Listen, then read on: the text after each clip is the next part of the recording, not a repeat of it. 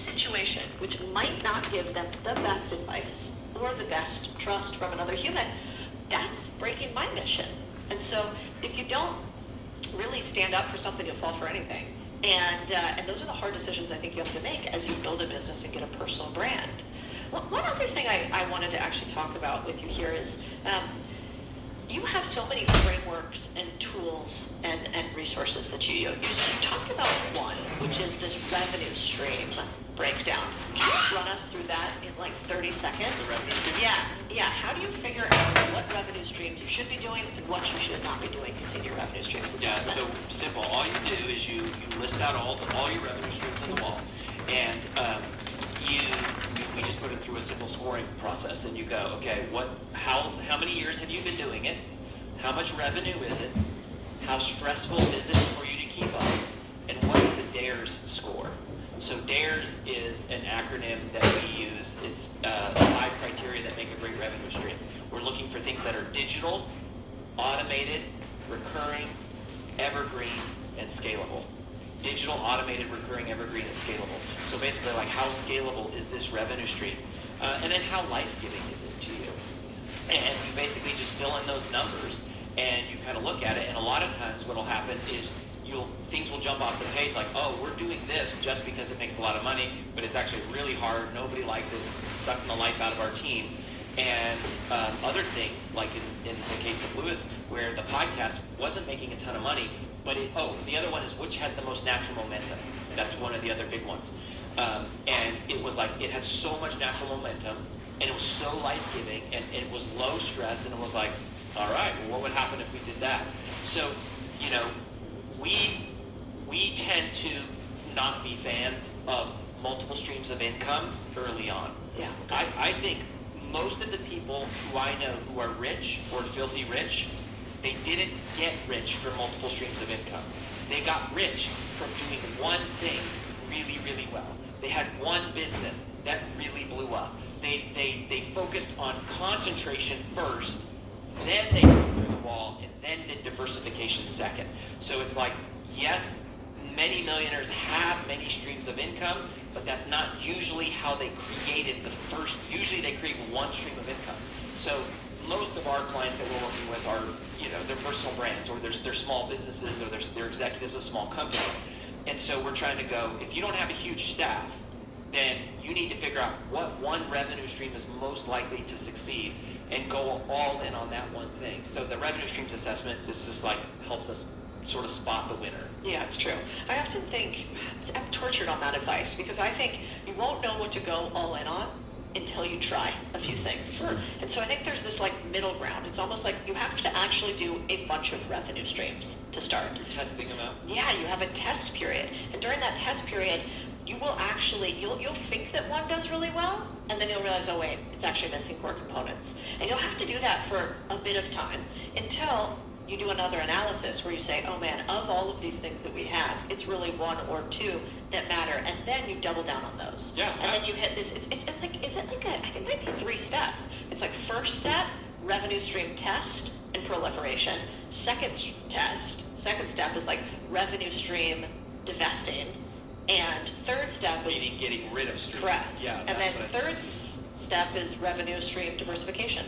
Yeah. And you kind of like do a circle all the way back to you start diversifying, you end diversifying, and in the middle you win by picking winners. By focusing, and optimizing one thing, right? Yeah. And even like investors, right? It's like they go, well, that's multiple streams. But it's like, well, if you're an investor, like you're just investing. Like that's the only thing you're doing. You're not often balancing a whole bunch of stuff until you break through the wall and you have a team. Once you have team, time, talent, like technology, capital, then you can do all sorts of things, right? But in the beginning, when you don't have a lot of resources, if I have 10 initiatives and I have 10 units of resource, then on average, each initiative gets 1 unit of resource. Yep.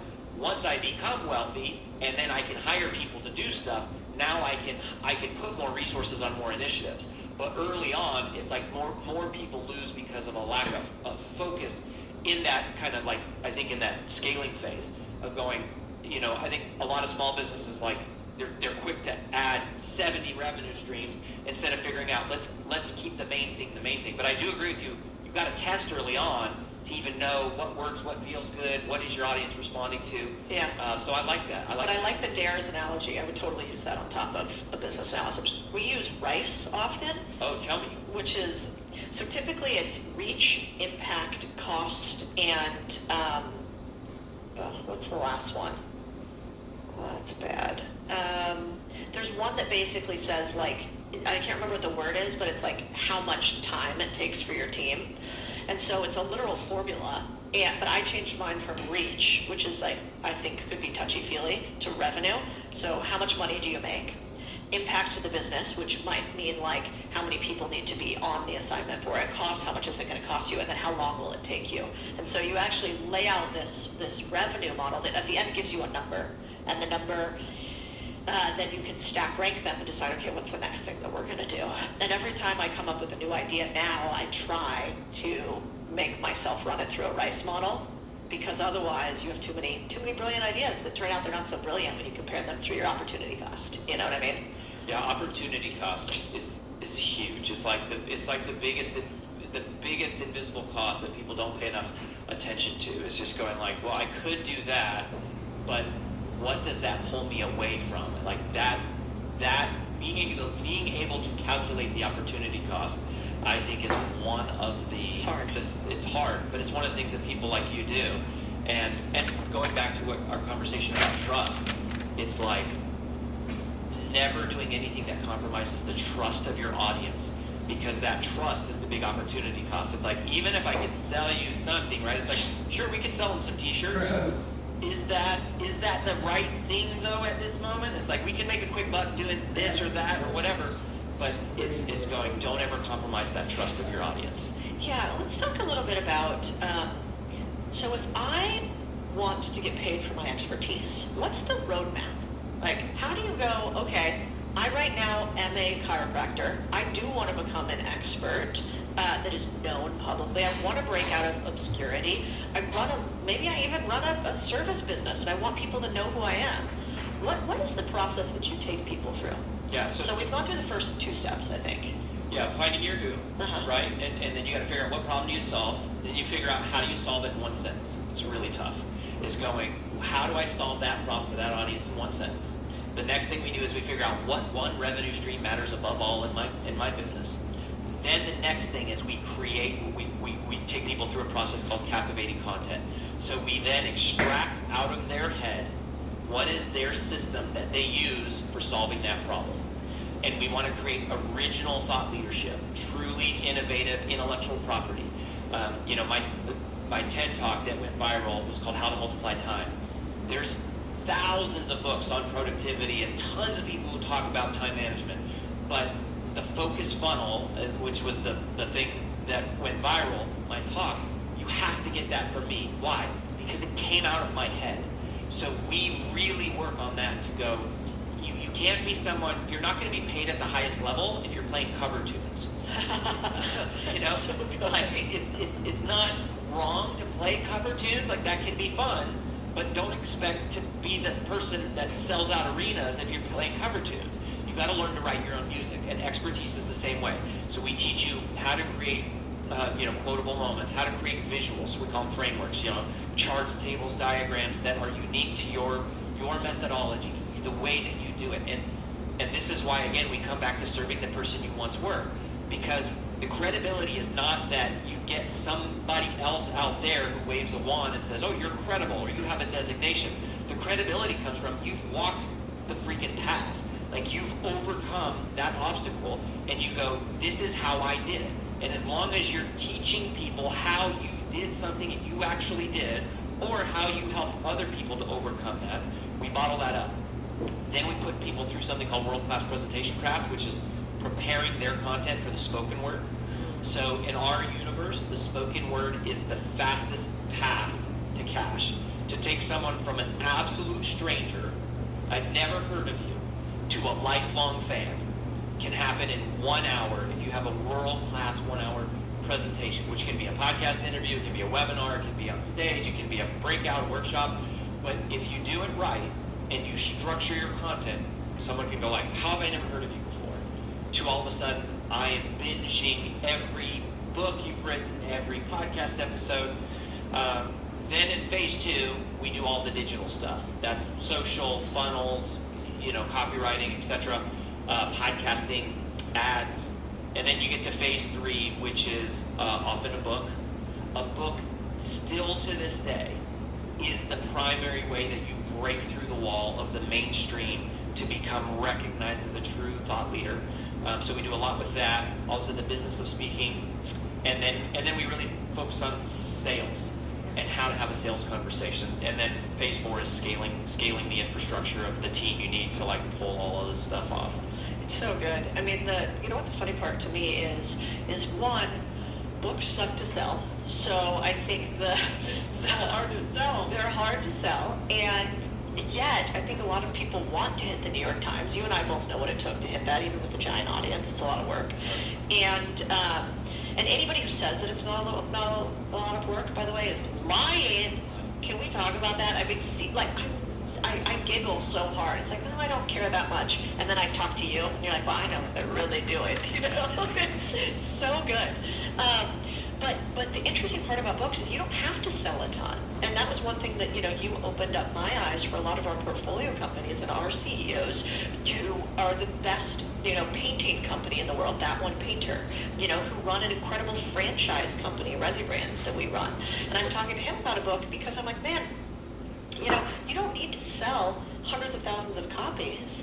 Actually, you just need people to know that they have an opportunity to go deeply into your mind and decide that they want to trust you on your venture. And a book does that in a way very little else does.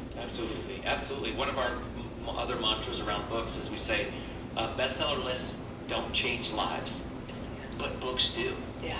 Books change lives. Books automate trust. Books automate trust, just like content automates trust, but it's a deeper level.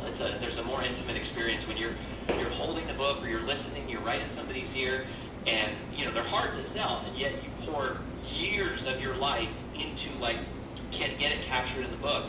And by the way, that's also how you speak. Is like people have either seen you speak or they've read something you've written. Those are the two reasons why two ways you get booked to speak. So I think books continue to stand the test of time. Ironically, as it becomes easier to post social content and faster to just fling something up, it still takes muscle and hours and hours and hours to edit a book, to write the book, edit it, pour over it. And so when you're reading a book, you're getting this concentrated, this most concentrated bit of wisdom. And it demonstrates your credibility. You go, want to know who I am? Read this. Yeah. And some people will look at it and go, oh yeah, I'm not interested. Great. Other people will read it and you go, you cannot read this entire book and not want to do more, right? You cannot read Main Street Millionaire the whole way through and go, oh my gosh, I want to work with these people. Yeah. So it's still super, super powerful, and I love books. I hope they're around forever. Yeah, me too. I want to talk really quickly about some more of your frameworks and systems. You talked in the beginning about, creating graphics and named frameworks. I think this is super underrated. We call it productization of services. Yeah. So like when we buy a company, one of the first things that we do is we teach them about how do you turn even a service into something that is a product, because otherwise it's not repeatable. And so this weekend is our scaling workshop where we help people build companies. And one of the biggest things we take people through is everything that you do that you think is a service is actually not, in fact, a service. It's a product. And if we can get you to think about how the fact that it would be really bad if every time I bought a coffee cup like this, it looked totally different, and they didn't match, and they weren't the same, and they had different quality levels, that would mean that I had a bad company. And yet we allow that in service businesses, and we don't name and frame them. You have a lot of systems and ideas for how you get people to think in frameworks. Can you talk through some of your favorite systems and frameworks you train people through? To help them come up with frameworks? Could be that, and also what you take them through to create this personal brand, because you're kind of the framework guy. You have one for everything, I feel like. Well, yeah, so we do believe in that. So one of, this is actually from my How to Multiply Time and TED Talk. One of my favorite lines in that book is a concept that came to me while I was writing. It says, automation is to your time what compounding interest is to your money. Automation is to your time what compounding interest is to your money.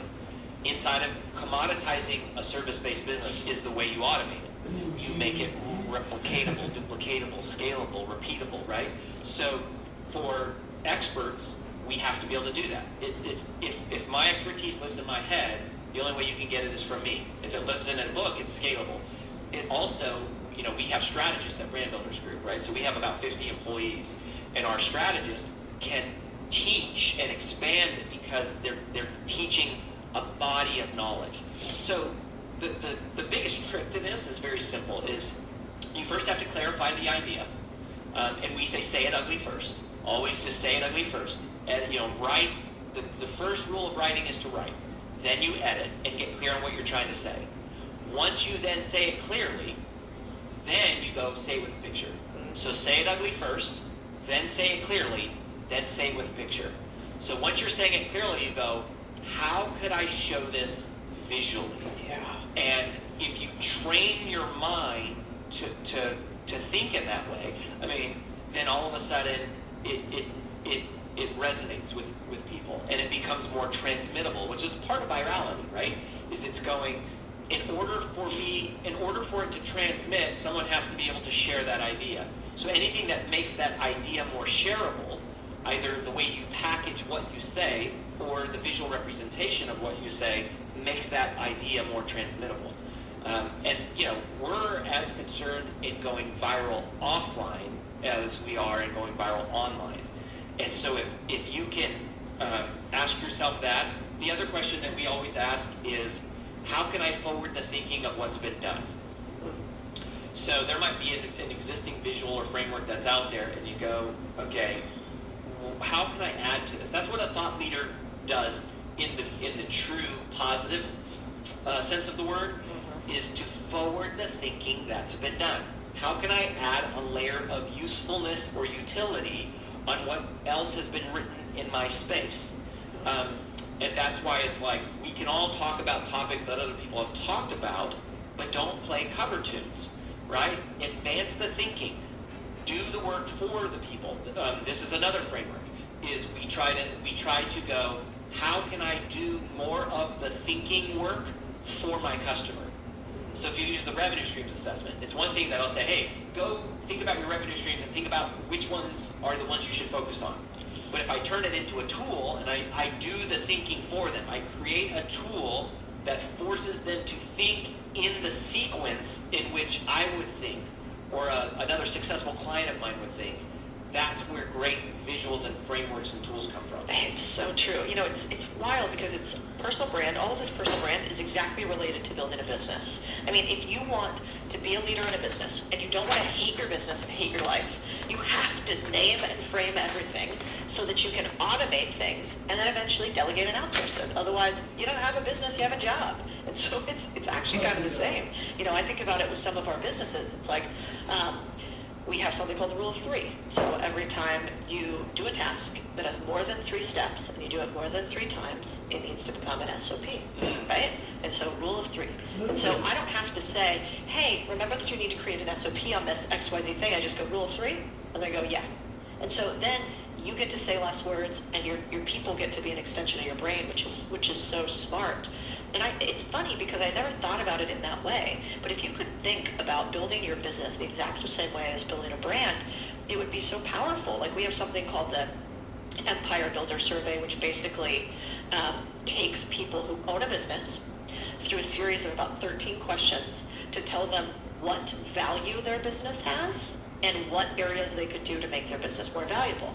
And the reason why is because we did all these consulting calls with people for like, okay, you want to come in, you might be a fit for us to help you by investing, you might be a fit for us to help you by coming to our workshops, but it was all this one-on-one consultation until finally I was like, no, we can, here are the questions, here are the buckets of answers. If they answer this way, I want to talk to them about investing. If they answer this way, they need to build the business first, let's put them to our build. And so it's really applicable not just for a personal brand, but across just about everything.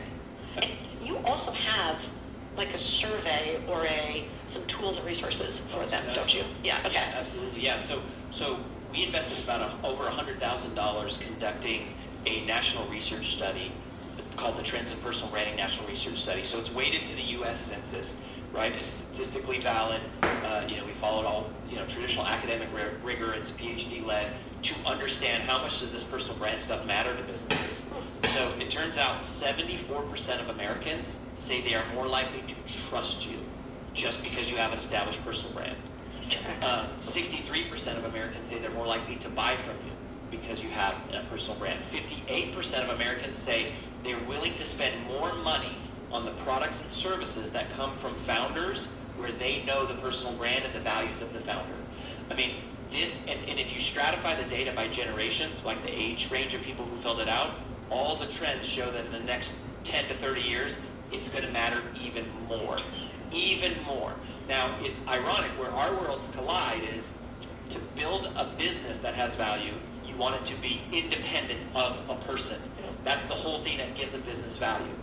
But ironically, what attracts people to a business often is a personality that they can attach to, right? We don't do business with companies, we do business with people. Right. But the way that I think about it for small businesses is I think about it like a rocket is going, your personal brand should be the sort of side boosters that you use to get the business off the ground.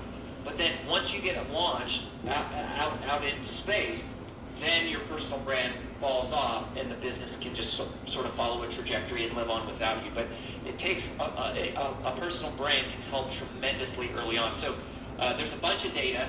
If you go to freebrandstudy.com/Cody, freebrandstudy.com/Cody, we actually give the whole research study away. That's cool. I want to say that out. Yeah, it's powerful stuff. I didn't start a personal brand to have business success. I think I just was curious about what's happening in the world, and I wanted to write a newsletter, and I like writing. So that's sort of how it started, and I thought we weren't talking very much to each other, and this was in 2020, so I was like, here's a way that we can maybe start having some conversations. But now that I think about it, it's pretty pivotal to a lot of our portfolio companies. I don't think every human needs to have a personal brand, but I think there needs to be a brand that is associated with you, because in the age of AI, and in the age of mass commoditization of content creation, you got to have something that feels human, to your point, and you got to have something that feels unique and high trust, because I think going forward, AI isn't going to make us have to do less work and for things to be easier. It's actually going to mean that everybody is able to be pretty good, and you're going to have to be great to stand out. And one of the ways that you do that is by being